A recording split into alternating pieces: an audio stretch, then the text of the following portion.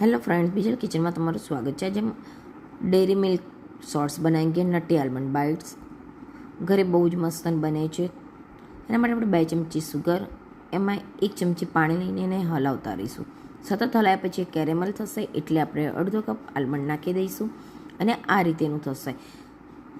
હલાવી જવાથી સતત પાછી ખાંડને કોટિંગ થયા પછી ફરીવાર કેરેમલ થશે અને આ રીતેનું થઈ જશે. આ કરવા માટે આપણે 15 થી 20 મિનિટ જેવું થઈ જશે. ત્યાર પછી એને આપણે બટર પેપર પર નાખી દઈશું અને 5 જ મિનિટમાં ઠંડુ થઈ જશે અને આલમંડ બધી અલગ થઈ જાય. આ ટેસ્ટમાં બહુ સરસ જ લાગે છે, પણ આપણે એને ચોકલેટી ફ્લેવર આપીએ છીએ.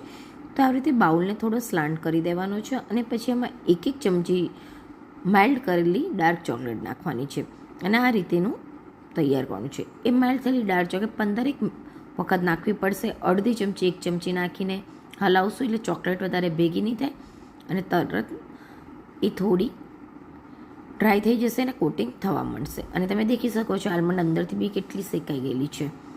તો આલમંડ ખાવામાં બહુ જ ટેસ્ટી લાગે છે અને બનાવવામાં ઇઝી છે, માટે એને જરૂરથી એક વખત બનાવજો.